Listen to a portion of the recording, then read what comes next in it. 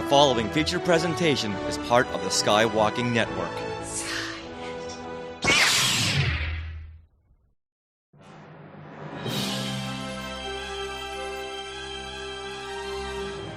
Welcome to Resilience Squadron, where we share and discuss the adventures, challenges, and representation of disabled and chronically ill fans across the Star Wars universe. Hey everyone, welcome to the premiere episode of Resilience Squadron. I'm Jack Vasvary. And I'm Greg Norman. We're so excited to be here and share our adventure with all of you. Yeah, I'm really excited to get started. Our whole idea behind this podcast is to talk about disability and chronic illness in the Star Wars fandom, and sometimes within the Star Wars universe itself. Jack and I each have our own disabilities and illnesses, but we really want to hear from other fans. We're hoping to feature stories from people in the community and to talk about the connection between their disability or illness and their fandom. Well, absolutely, Greg. Why don't you tell our listeners a little bit more about yourself? Well, I've been a fan of Star Wars for probably going on 40 years as far as I know. You know, I'm one of those OT fans, and I've been into Star Wars since literally before I can remember. I do not recall going to the original couple of movies in the theater, although I was told that I did. And I was told I had to leave Empire Strikes Back, which is now my favorite movie of all time. But at the time, I had to leave theater because it was too scary. I don't remember that, but I was told it. My very first memories, though, of the series is two things. One was obviously the toys. I think I remember playing with toys before actually remembering seeing the movies. I probably did again, but I had, quite a collection of stuff. That was my life growing up. That was my creativity. That was my outlet. I embraced it and loved it. I still have many of those toys to this day. They're part of my now much more expanded collection. But my other distinct memory that I think really set me on my path in the fandom was that I have a really clear memory of once visiting some family friends, probably for dinner or some type of party with my parents, where as a kid I was relegated down to the basement, which was the playroom, man cave type place. I was pointed towards the record player and the Empire Strikes Back soundtrack on vinyl. And I put that on and just listened to it the whole night that my parents were upstairs having their good time, whatever. And that just blew my mind. I don't even remember what age I was, but from then on, I was just latched onto that music, that world, everything about it. I'm sure I hummed all that stuff while I played with my toys for years. Until I finally I was old enough, and I saw Return of the Jedi in the theater, and that is what kind of brought my fandom just to a head. Perfect age for that experience, for that adventure. And I know you've said much the same thing, Jack, with that movie, that I think we were both right at that age that it just took off. It was also my first one to see in the actual theaters. Right. And again, I think I saw it like 5 or 6 times. I'm sure I was probably pretty similar. I'm sure I just kept demanding to go back. It was just the best thing I'd ever seen. I got the toys from it and just went nuts. Another big part of like that, the toys for me and the media and everything and the movies.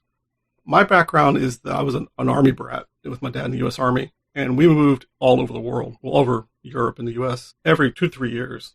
So every time I'd pick up and move, I had to reacquaint myself, find new friends, and occupy myself. And those toys would go with me to each place. I would have them with me to play with, no matter what else was going on, whether I had friends or not. And at the same time, Star Wars was always an entry point to making new friends. To get together with kids who had toys and play together, no matter whether we had ever met or had anything else in common.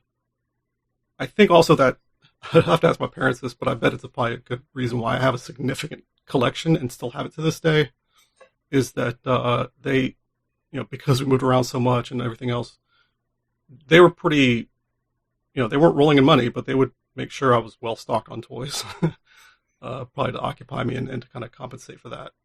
Knowing that was a big thing for me. That's pretty cool too. Then with all that moving, you were able to keep them. You think, when people move all the time, you would tend to lose things. So that's pretty cool that you were... Right. You would think so. I think maybe either we're just organized, or I've thought before about the fact that moving a lot might have actually be why I have so much of it, because we would just always be ready to pack it all up again. True. I'd always have it all together, pack it all up again, be ready to take it somewhere else, unpack. The other big thing for me too was that my brother and I would play together. He got some of these toys first. He'd hand them off to me eventually, but he also would keep playing with them with me. How much older was he than you? He was 4 years older. Okay. Yeah, my sister's 5 years older, so. Right. I should mention my brother passed away a few years ago, but at the time, it was certainly a bonding thing for us. And we still talked Star Wars years later as we got older and became adults.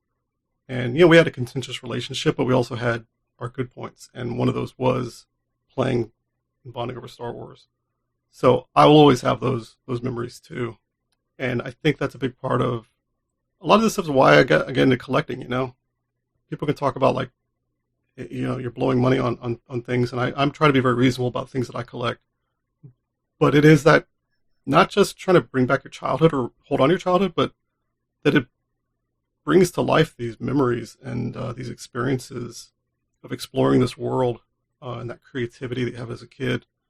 And the fun of collecting is its own value, but there's a lot more to it than that. That's emotional.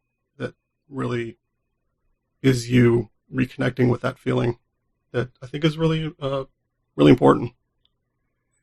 I think that's part of the reason too why the sequels had so much nostalgia, because I think just we as human beings, we love nostalgia because it's familiar, it's comforting. Mm-hmm. So I think that's definitely, and even in these past couple episodes of Mandalorian, there were so, especially in the first episode, there's so many throwbacks because it just makes you feel good and it's comforting. Yeah, and coming back around to my story, really, like a lot of people, I had drifted a bit away from, the saga and everything in my teenage years. A lot of kids, a lot of people in the 90s and stuff. It became out of mind until they started releasing new figures in the 90s, and then the special editions came out, which gave us an opportunity to see those on the big screen, some of us for the first time or the first time within memory. And it just reinvigorated everything. It brought everything back, combined with the anticipation again, like I said with Maul. It's like that imagery and everything for episode 1 was the anticipation that was just out of control.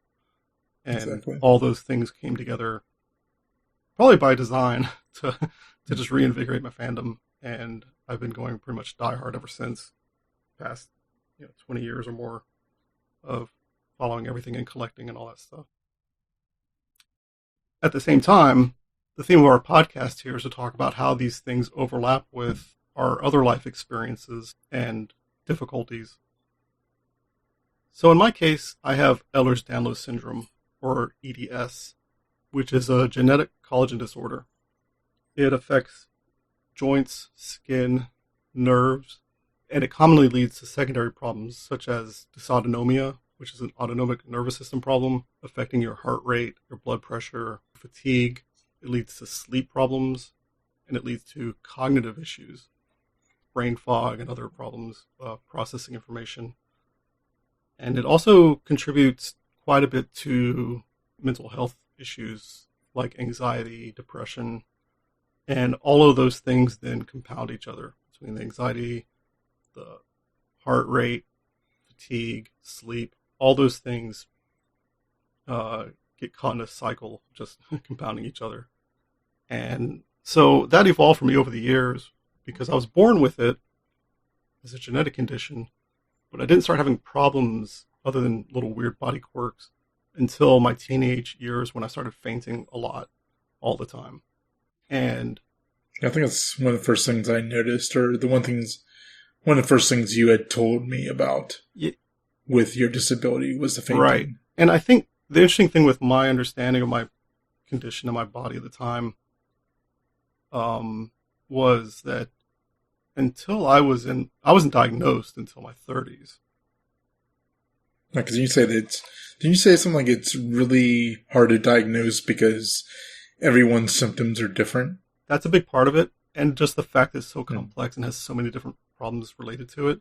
So a lot of people will go in with significant problems with fatigue or joint pain or something, and doctors are rarely trained or equipped or knowledgeable enough to make these connections between all these different things that are happening with your body to say that there's a problem with the autonomic nervous system, or that there's a even more complex underlying problem with, like Ehlers-Danlos happening. So yeah, the average is years to get diagnosed. But my problems in particular weren't even that significant until my 30s. So even when we met, we'll get into our history together, but we met in college. And at that time, like, I wasn't under any impression that I had any kind of medical condition. I just fainted a lot. Right. Especially, That's all I knew too. And it was sometimes due to physical exertion or situations or standing up quickly. But also, as you know well, it's at the sight of blood or the thought of blood or talking about blood, which is why I'm going to stop talking about blood. And so it led me to understand at the time that I was just a wuss, and that was and that was part of my mental state. And what I internalized was, I'm just a wussy guy, and I just faint when I see blood or when I'm a weakling, and I'm lazy, and all those things, and and I wasn't diagnosed until years later with ADHD, which seems to be kind of a secondary cognitive problem with all these other things. In my case, but growing up, I struggled with school, struggled with work, until I got diagnosed and got treated for it. It was like a 9-day difference. But at the time, before I got diagnosed with any of those things, or before I was even knowledgeable about any of it, I just thought I wasn't very smart, I just thought I wasn't good at school. I just wasn't good at work. Right. I really internalized all that stuff, and it took a lot of years and a lot of help and therapy to get over all that. Yeah, I had a lot of troubles too. Like, I don't think my schools really knew, and of course we didn't know either. Right. So my troubles with certain things were just, they, I guess, tried to help me like any other student. Yeah, exactly. Which probably wasn't the best idea. But again, I'm not going to sit there and blame anybody because they didn't really know, but I was kind of in the same boat. Yeah. And that's part of why, and this is the same story a lot of EDS patients have and other similar kind of conditions. It's like getting that diagnosis years later in my 30s was like, first, the dysautonomia and POTS, which is a condition that's part of dysautonomia. And later the EDS was just like life-changing because it was like validating in a way that was like, wow, there's something significantly wrong with my body. Not necessarily me, it's not me. Right. But so like I said, it was there all the time. It was there when we met and we knew each other, but it was over the years, even years after we were living separate cities, living a distance from each other, that I started to kind of go downhill in my 30s to start experiencing a lot more significant impairments, to the point where, I have to start working from home. I don't drive much. I use a cane now to get around. And I've developed pretty significant, severe sleep problems. So growing up, I had a lot of these issues. They weren't a massive impairment at the time, but I did experience them, and they affected my self-worth, my feelings, my value. But I always had, besides the support I had from my family and everything, I also always had Star Wars as the thing that I leaned on as a kid that just took me away from everything. And as I got older and actually started developing issues at the same time, I was really diving into the fandom, and that really gave me an outlet, and it gave me the escape that I needed, and also gave me a community and support that I needed. And I don't know that a lot of people see it that way. And that's partly why we're here, is to talk about how that's happened for us and Exactly.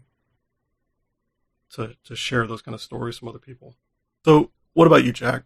What's your background? What's your story? I'm 44. I currently live in Pittsburgh. I was born in Virginia. I have spina bifida. First of all, I think it happens around the 6th week or so after you're conceived.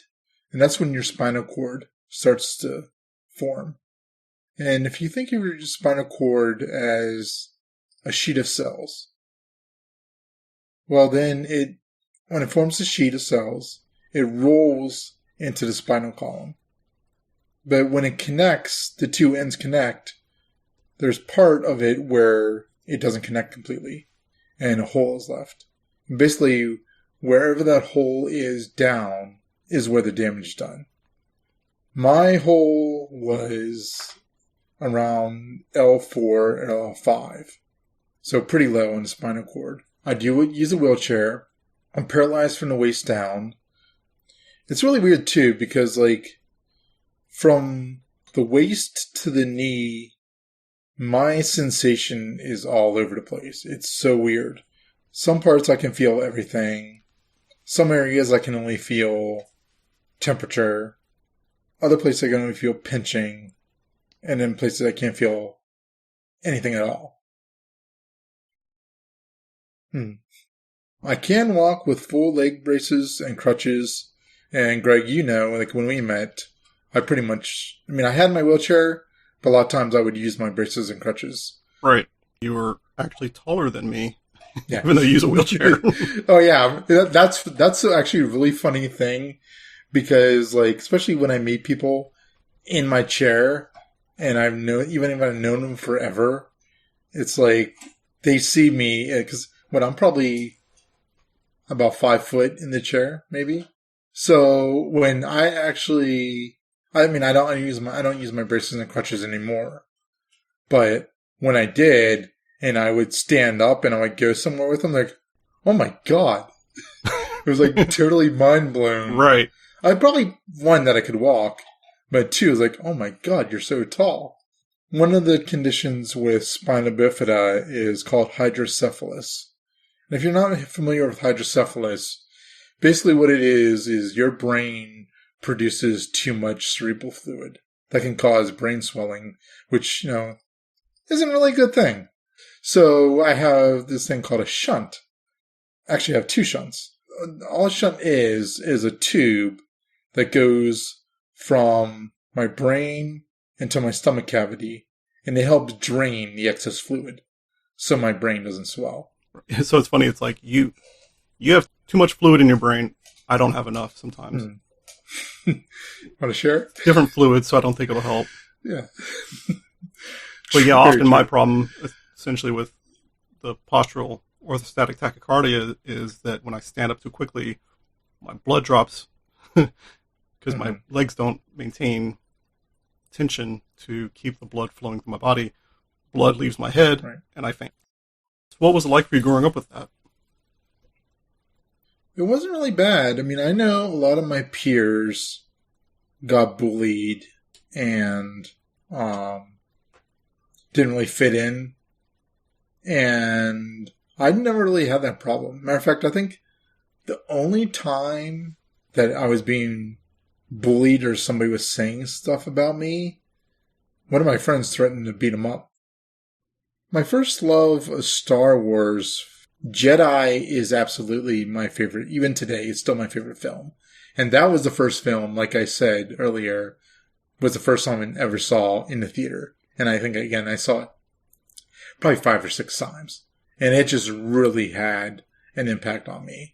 That first time Luke ignited his green lightsaber, my jaw just dropped. And then one of my favorite musical cues in the entire saga ever comes from Jedi.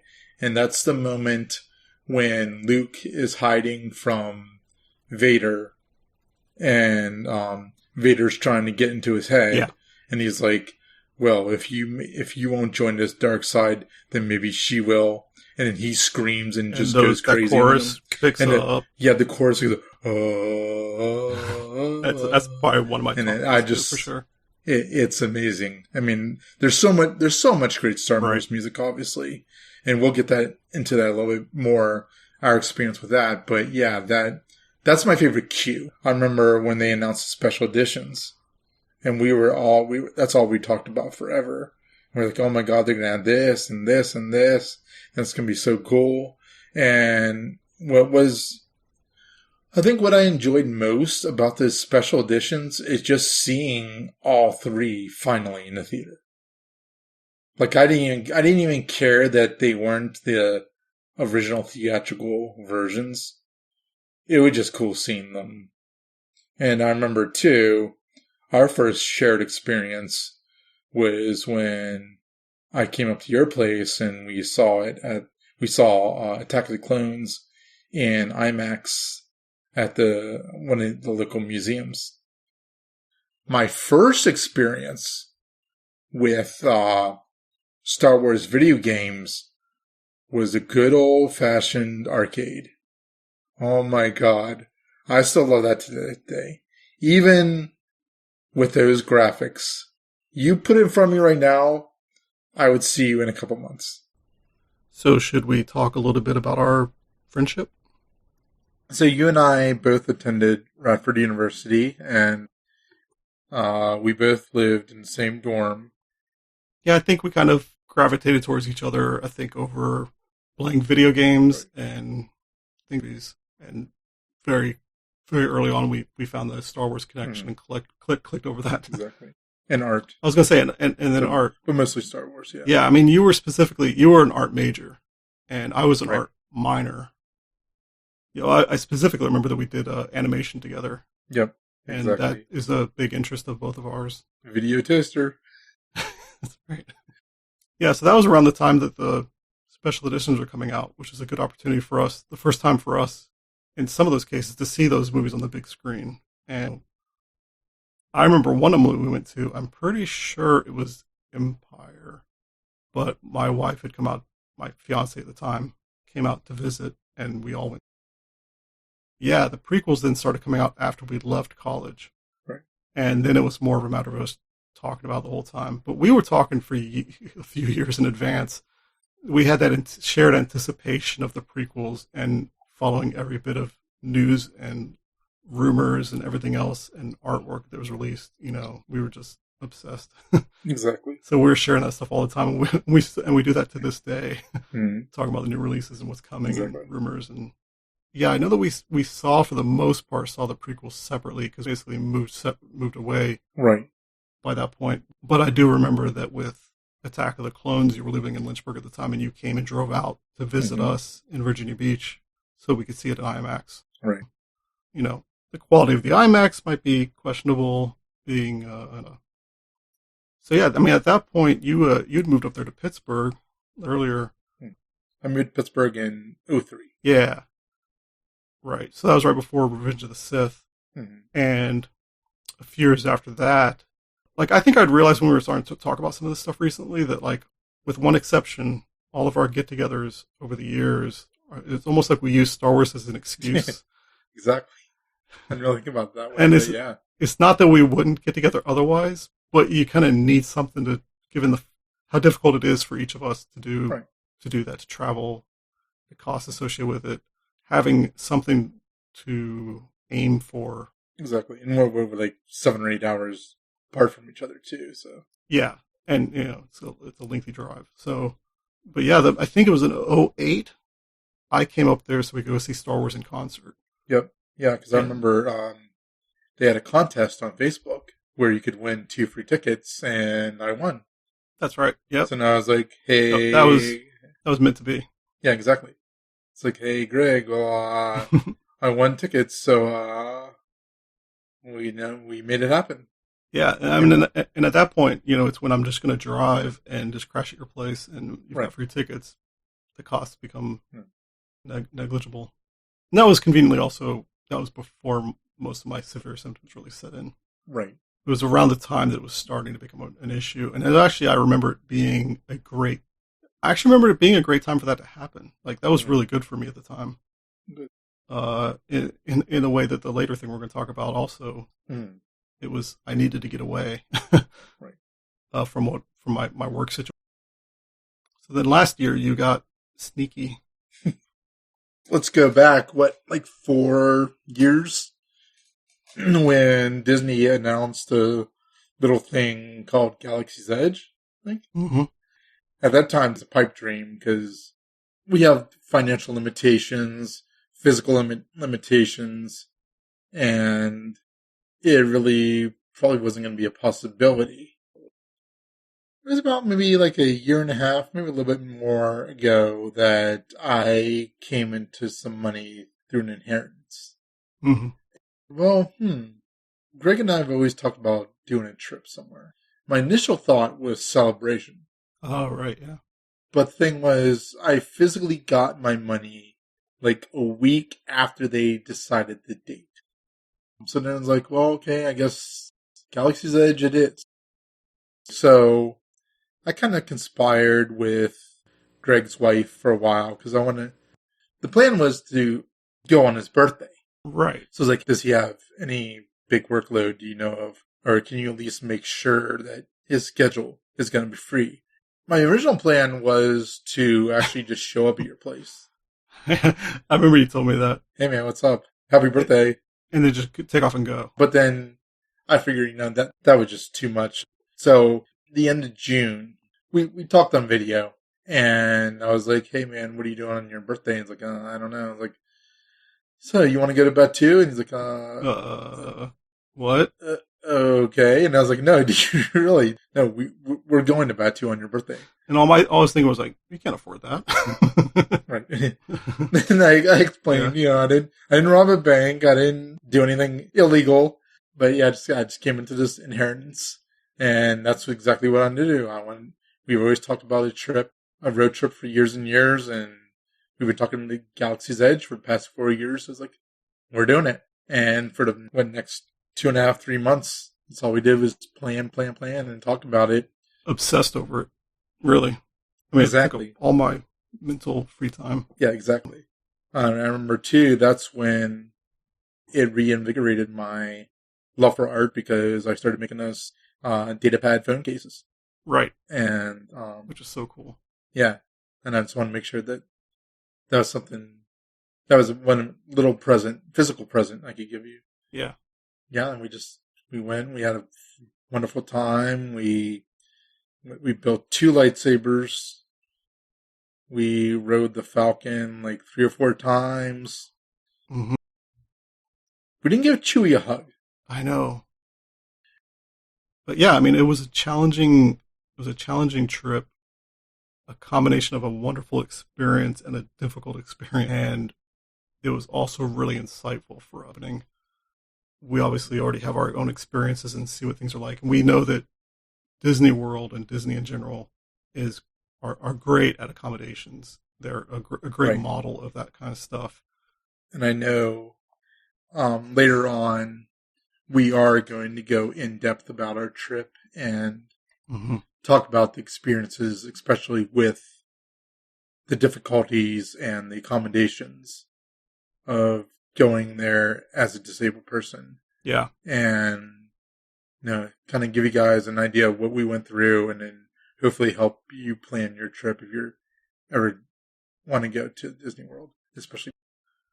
The thing we came away with from that experience was during that trip and after that trip, we were talking a lot about the disabled experience. I think around that time I started collecting a lot of resources interested in for a while and started finding all these things where we find that overlap of this community and made us really start thinking about wanting to do something with that. And I'd say a few months later of creating a group or a project around this eventually kicked off earlier this year on social media. And it started off small and it's still fairly small in terms of up to the point we're at now.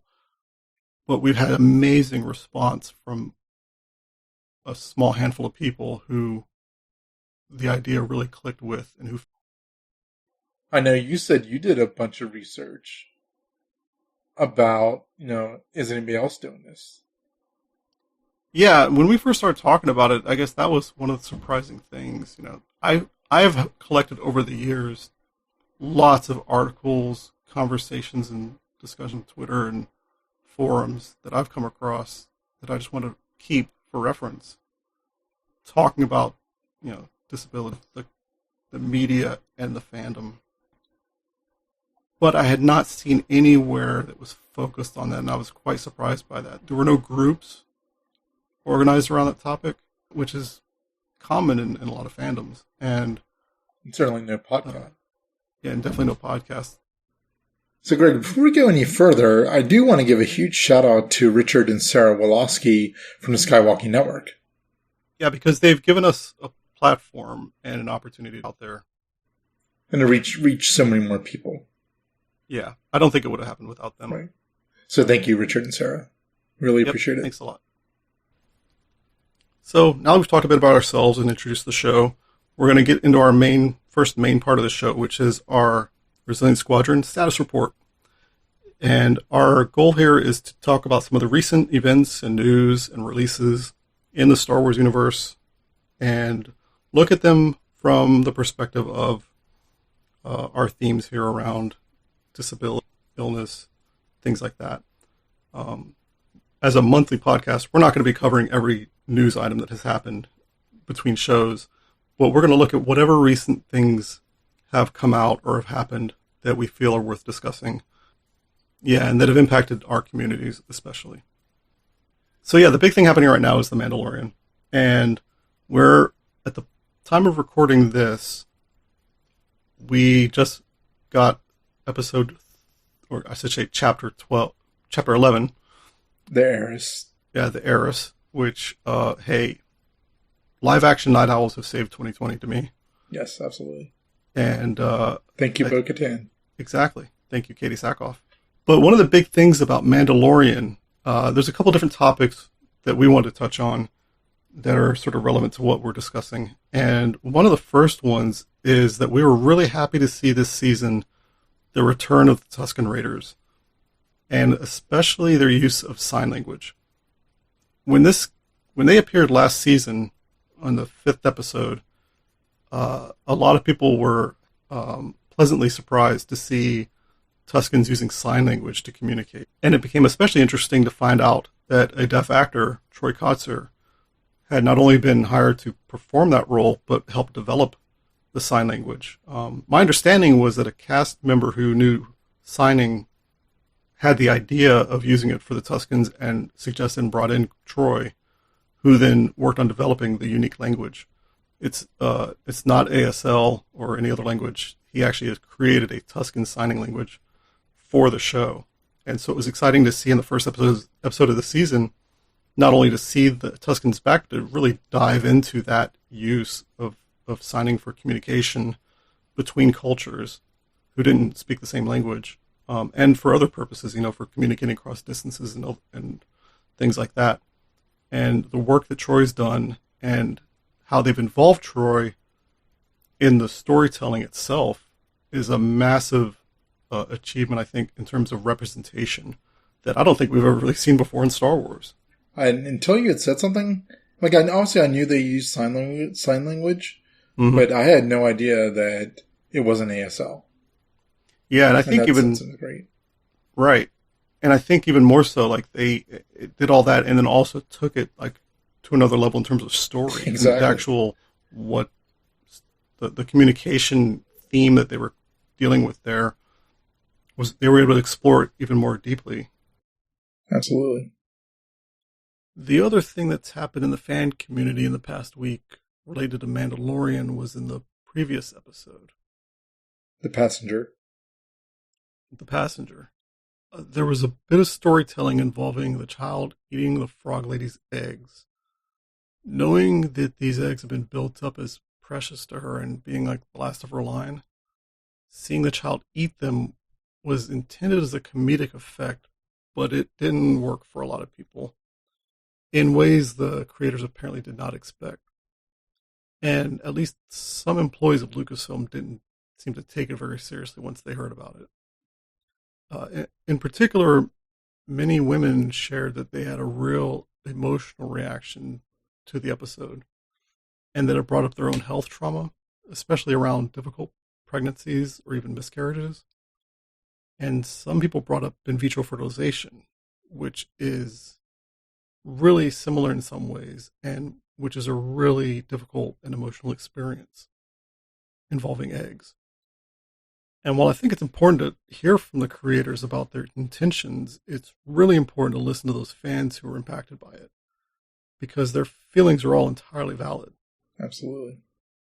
And even if a lot of us, from our perspective and our history, we don't have that background. Like even me as a father, I can't relate to that necessarily. And I didn't interpret it that way when watching it. But I saw it as disturbing. And I felt at the end that they went a little far with that. That's pretty dark. But it never occurred to me how impactful that could be to some members of the community. And to kind of compound that fact, as people raised really reasonable, really valid concerns, then there was media coverage that was really poorly presented, like clickbait headlines about Baby Yoda being canceled, that kind of stuff. And there were tweets, embedded in articles and linked to and retweeted from some of those people who spoke out, just sharing their feelings. Almost all women, of course. And it caused a lot of backlash against them. And that's the pattern over and over again, as marginalized people speak up about their experiences, even in a very reasonable fashion, to say, hey, this really bothered me. Can we address it? And it results in a backlash of bullying and verbal assault and harassment that just tears the community apart. And not only is it damaging to those people, which is the most important part, but it also guarantees a lot of times that these things don't get addressed and they don't change. That's why I'm glad they spoke up. Yeah. Because they could have easily just not said anything and nobody learned anything. And it needed to be said. Yeah. So Jack, there was another release last week that you got a hold of. You want to tell us about that? Yeah, I did. It's a new book. It's called The Jedi Mind, Secrets from the Force for Balance and Peace. It was written by Amy Radcliffe, and it was beautifully illustrated by Christina Chung. I know you got it too, right? Yeah, I've been waiting for it. Apparently, it just finally shipped from the publisher today. Oh, that's cool. So I'll eventually have it in hand. I mean, I'm excited to read it. Oh, it's really awesome. This book's really cool because it takes examples from certain characters in the Star Wars universe, so actually a variety of characters, and it talks about the obstacles that they faced at some points in their lives, and it talks about how they perceived the obstacle and then how they dealt with it and how they met the challenge. And then after it illustrated that story, then it tells you how you can use techniques to overcome similar obstacles in your own life. That's so cool. Yeah. And the really cool thing about this too, and Amy even talks about it, it's very accessible because you don't need to buy anything. You don't need any training in anything. You don't have to go to the gym. You don't have to, you can practice these skills from your home, at work, school, the grocery store, wherever. You could be Yoda living in a swamp. Yeah, exactly. Right. You could be the Wampa in this cave. Sure. But the one section I liked was with Chirrut Imwa from Rogue One. And his section was about motivation. Remember the famous line from Rogue One? Yeah. I'm one with the Force and the Force is with me. Exactly. And that was a mantra that Chirrut said to himself. Like I said, he uses that mantra to provide clarity and also to inspire him to always move forward. Right. I like to use the example of the scene towards the end of the movie when they've already downloaded the Death Star files. There's a console all out in the open, and they can use that console to upload the files, but they got to get to it. Meanwhile, there's hundreds and hundreds of stormtroopers and other Imperial forces raining down on them. So to inspire him and to build up his confidence, he starts walking slowly and just repeating, I am one with the force is with me. Just because he wants to block out all the negative thoughts. Just focus on the goal, get to the console, upload the files. Yeah, I imagine it's a combination of like the internal negative thoughts, negative voices, and the fear, and also literally the external noise and danger. They just kind of zones all that out. I was thinking while you're talking about that, like we all have our own control switch that we have to get to exactly. all the time, surrounded by death troopers blasting at us. Right. And too, I mean, with depression too, mm-hmm. it's really hard to fight off the negative thoughts. So by creating your own mantra and focusing on that, it can help in blocking out those negative thoughts and just keep going and keep going. Don't let the negative thoughts hold you back. Yeah. Let's say you have to get a project done or edit a podcast. Then just like I said, just keep repeating the mantra and like keep moving forward, get it done, and right. Don't let bad thoughts get in your head. That's awesome. That's awesome lessons. I can't wait to get it because having heard about it already and just read synopsises and stuff, and your summary, I did some mindfulness stuff like years ago and meditation and stuff that actually really helped me a lot. And I got out of the practice and just couldn't keep up with it. And I know that I could benefit from it and like to try to get back into doing that some of that stuff. Same here. I kind of skim through the book so I can get an idea what it is. But when I have time, just got it. I am going to sit there and like really read it. And then when I really have some time, start actually practicing some of the techniques. So I know it'll all help. I'm scatterbrained, so it's really hard to focus. Right. But maybe by using some of these techniques, I can learn to focus. Right.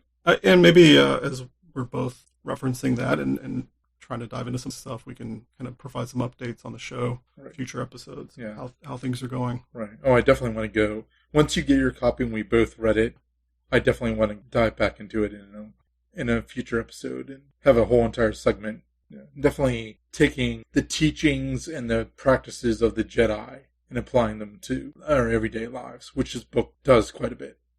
Yeah, the book is sort of serendipitous with its release time because I think we were planning on this and these topics that we're talking about and planning the show and saw that book was coming out. We're like, that's exactly the kind of the crossover that we're looking at, that we're talking about. Exactly, man. As soon as you showed it to me, I think within 2 minutes I pre-ordered it. Right, yeah. Exactly. And I know you read a book that also came out this week. Yeah, well, I've read part of it also. It's funny. They're kind of connected in a way. This is the From a Certain Point of View book for Empire Strikes Back for its 40th anniversary. And Amy Ratcliffe also has a story in this one. Oh, cool. And so I saw her posting pictures of her holding both books. She's like, how often do you have multiple books released on the same day? Exactly. First they did A New Hope. Now they're doing Empire Strikes Back, each one on its 40th anniversary. They took 40 authors from really diverse backgrounds and had them each write short stories from the perspective of side and ancillary characters, secondary characters in the Star Wars universe around the story being told. So I really liked the first book a lot. It was great for A New Hope. This one, Empire is my favorite movie, and there was a lot here that I was really looking forward to. So when we were talking about recording this, and I got a copy of the book, I didn't anticipate this, but I saw that there was a story based on 21B, the medical droid, first from Hoth and later in the Rebel fleet. Because the sequence doesn't really matter, I jumped ahead to listen to that one, and I was kind of astounded at how relevant and insightful the story was. It's called Right Hand Man and written by Lydia Kang, who I wasn't familiar with, but the story takes place, just after Luke has lost his hand on Bespin, and he's in a terrible state. He's in anguish. He's been confronted with this new truth, and he is being healed and fit a prosthetic hand. This tells that story of 21B doing that work, tending to Luke and caring for him, right up until the point that we pick up at the end of Empire as, they get a call and they get up and watch out the window. And it confronts some really interesting ideas around prosthetics and injuries and limb differences, tied specifically into the themes and Luke's character in that part of the story.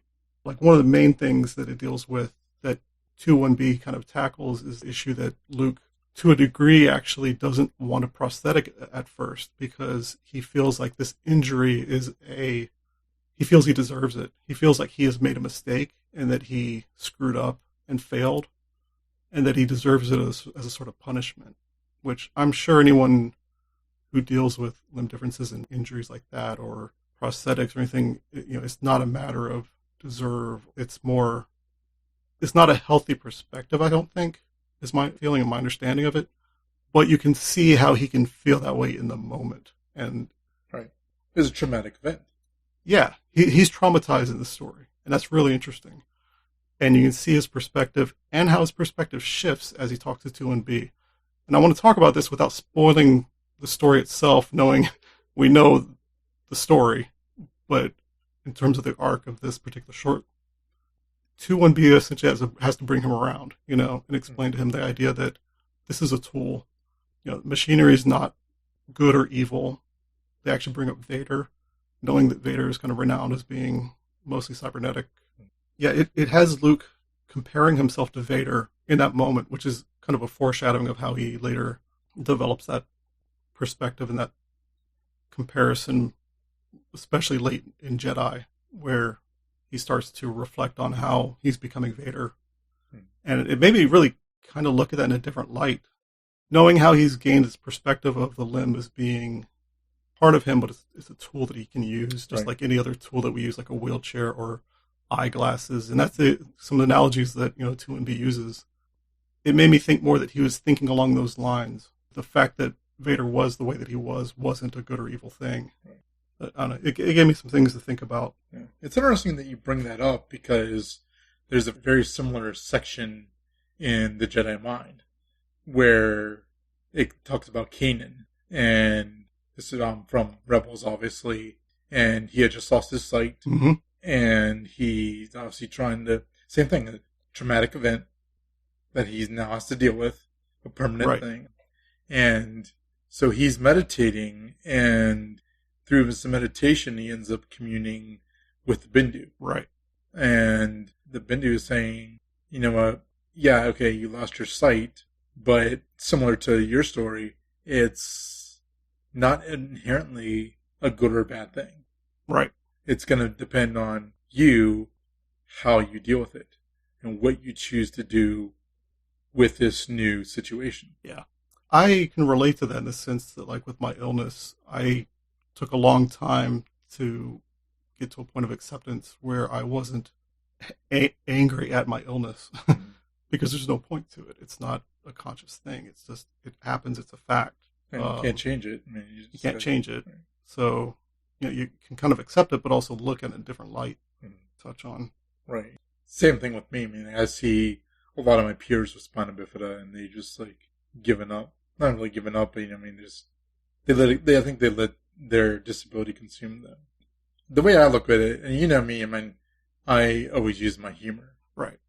And I don't know if I use a coping mechanism or just, because I just like humor anyway. Yeah. But I'm 44 years old. Even if there was a cure tomorrow, I probably wouldn't take it. Right. Just because, I dealt with this for 44 years. I figured, why change? This is my situation. It's not going to change. Even if there is a change, I'm not going to do it. So I might as well make the best of it. Yep. Right. I'll mention really quick also, to kind of wrap up this book topic, but the other thing it really cast in a different light for me was two things related to Vader that kind of made me look at him differently also. One was that 2-1B talks about the fact that he's using the back to heal the nerves, to regrow them, to attach to the prosthetic, which is a really cool, at a very minute level that you haven't really heard them using Bacta before. And he talks about the fact that it's a living thing, that the Bacta itself is a type of bacteria, which I just made that wording connection. That's I never really thought about that. He talks about the fact that it requires the cooperation of the patient. It requires them to have the will and the strength and the intention of healing in order to respond to that and work properly. And I thought that was kind of interesting from a healing standpoint. And again, it's an arc that Luke is going through where he doesn't necessarily want to be healed at first, but then he comes around to it and understands and accepts it better. And at the same time, 2-1B also talks about the fact that the injury that he's sustained, he's probably going to experience some phantom pain for the rest of his life. And that he describes it as sort of a memory of the injury. And I'm curious how that relates to real life for people with those experiences. Right. Obviously, there's concept of phantom pain out there, but I don't know much about that. But it made me think that Luke's going to experience that going forward throughout the rest of the story. But also, both of those cases really cast Vader in another light, because we know that he heals with Bacta. We know that he's cybernetic now and that he's lost most of his limbs through fighting Obi-Wan. And it made me think, first, he's likely constantly experiencing that pain of those injuries throughout his life. From that point on, ever since Mustafar, he's experiencing that loss and that tragedy and trauma of what happened with him and Obi-Wan. At the same time, he uses the Bacta that he, submerges in to heal, and you have to wonder, Anakin, at that point, does he want to heal? Is that Bacta responding to him? But yeah, so the one interesting thing about this chapter especially was, like I said, I wasn't familiar with Lydia Kang, but I having read the chapter, I was like, she clearly knows a lot about this stuff, and has some kind of personal experience, or has done a lot of great research. So when I looked her up, I was pleasantly surprised that she not only is a writer, but is an actual practicing physician. Cool. And that's where she brings that perspective and knowledge. She's not just writing off the cuff. And apparently, from what I read, a couple of her tweets and stuff, that she was offered the opportunity to work on this book, and like most of the authors, select a character, and she gravitated right to 2-1B and said, hey, the medical surgeon droid, that's the one I want to write about. So you can pick up The Jedi Mind, or from a certain point of view, Empire Strikes Back, at any major booksellers. For our next segment, we'll be doing our mission briefing, which will be our monthly deeper dive into a particular topic. In this case, for the first episode, we're going to be talking about our goals for the show itself, and some of the topics we're going to be talking about and covering, especially in the months to come. We just talked about, the park accommodations at Galaxy's Edge specifically. That's something we're definitely going to be addressing in more depth at some point. We'll talk about our experiences there, things we learned, things that worked, what didn't work, and hopefully talk to some other guests as well about their experiences. We definitely like to have people on and sharing their stories about what it was like for them. I know I've also seen a number of, there's YouTube videos out there about people doing their own little tour of the park, and people have written up about their experiences, and I think a lot of the stuff we want to share and get out there. Along the same lines, we're going to discuss event accommodations. I myself, as an artist, as I talked about earlier, and I attend a lot of conventions, a lot of comic book conventions as a artist, and I've also attended a lot of Star Wars events. And, I've had some good and I've had some bad experiences, and we're going to discuss that and hopefully try and figure out ways that these events can be not only be more aware of our needs, but also put those needs into action. Right. That goes for a lot of different types of, conventions and fan events and gatherings even, within certain cities or communities. I know from my perspective, there's a lot of that stuff that I'm not able to attend just because of my difficulty due to my fatigue and stuff. We didn't mention earlier, but this podcast really came about because of Force Fest, which was a virtual fan event back in August that was meant to somewhat fill in the gap left by Star Wars Celebration, which had been scheduled for that weekend and which had been canceled due to COVID. We were actually invited to sit in on a panel at the last minute about disabilities in the fandom, which I sat in on, and Jack joined in the chat, which is how we met Richard and Sarah at Skywalking, since they were the organizers. And based on the response to that panel, we started talking about a podcast within a few days. What was so great about that event, and ones like it that have been happening this year, is something else we really want to get into at some point, is to talk about the fact that really opens up these events to people who are normally not able to, and to be able to have a virtual event that we were able to participate in the whole thing, that was really awesome.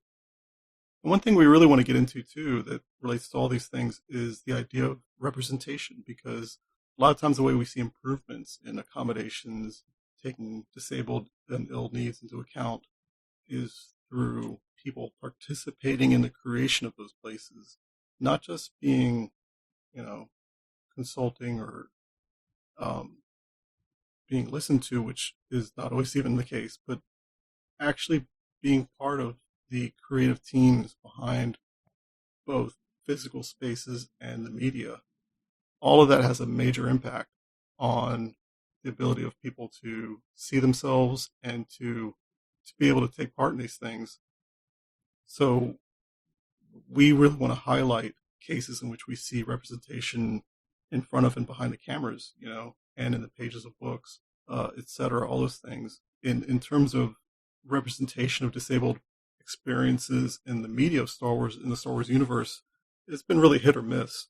And I almost dare say it's more miss than negative than positive in terms of how disabilities are portrayed, and the fact that disabilities often equal evil and villainy, which is a really common trope in media that I think Star Wars is especially egregious at times.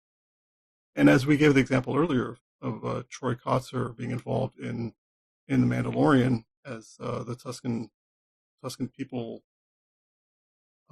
using sign language, it can have a massive effect on people being seen, and in terms of story and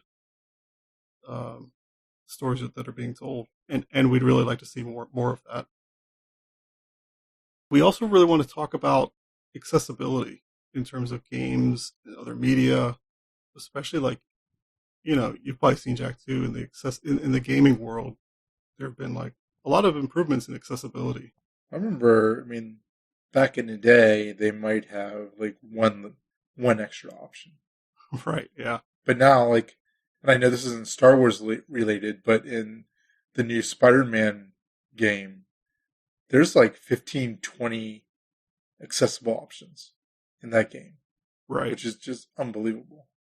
Yeah, and we saw in Squadrons when it came out, it had, apparently this has been happening in a few other games as well, but, you start the game up and the very first screen you see, even before you get into the game's menus or anything, is accessibility options that you can configure.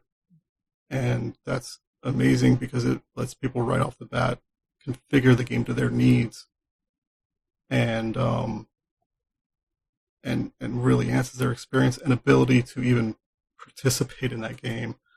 Because it's a difficult thing with accommodations and accessibility that people might not realize that when they're not there, it means that people are just left out entirely in a lot of cases. And I know one thing, too, we can definitely talk about in the future along the same lines is Microsoft's adaptive controller. Yes. Which is absolutely amazing. I personally don't own one, but I know you can hook up your own accessibility device. It has I think at least a dozen different inputs, and so it's nice to have another device that helps with people with disabilities enjoy video games. Yeah, and we talked a little bit earlier, with the Jedi Mind book. There's certainly some aspects of mental health and mindfulness we'll want to get into that can be tied back to the Star Wars universe and themes and characters. I think that book is a good doorway into that kind of topic. but we had already been talking about the fact that we wanted to touch on that. We both have our mental health challenges. We know there's a lot of fans out there who have their own as well. There's also a lot of celebrities within the Star Wars community that have, dealt with their own battles with mental illness and depression, like Ahmed Best and Ashley Eckstein. And it's great that, they're so open about their battles. And, Ashley has her Mental Health Mondays. Yeah, I know we've both been following those for a while. It's great to see every week her putting out content and talking about these things. She does live feeds sometimes and talks to other experts, and it's a cool contribution to the community. And one other aspect of all this that we're going to touch on and also just incorporate into everything that we do is this idea of intersectionality, which is the idea that disabilities in some cases is just one part of someone's life. They may be experiencing some other types of difficult experiences or marginalization. And, while Jack and I are a couple of middle-aged, cisgendered white guys, we don't have all these perspectives that a lot of other people can bring to these stories. And those are the ones we especially want to share. We're really hoping to bring on as many people as we can with as diverse experiences as possible. As I think we've said to each other at least, we have very particular experiences, and we don't know what it's like to be disabled and be a part of this other group that also, experiences marginalization and difficulties in society. And each of those different groups and different combinations have very unique and interesting stories to tell. Exactly. Well, thanks a lot for joining us on our premiere episode. And again, we want to hear from you. We want to hear your story or any thoughts or feedback you have about the topics we discussed in this episode. Feel free to reach out to us on social media. We're Resilience Squadron on Facebook and Instagram, and Resilience Squad on Twitter. And please leave us a rating and review on iTunes. It'll really help us out. We're part of the Skywalking Network, where you can also find other great shows like Talking Apes, classic Marvel, Star Wars comics, the Max Effects podcast, Neverland Clubhouse, and the flagship show, Skywalking Through Neverland. Oh, wait. One last thing. Mark Hamill, will you please return our phone calls?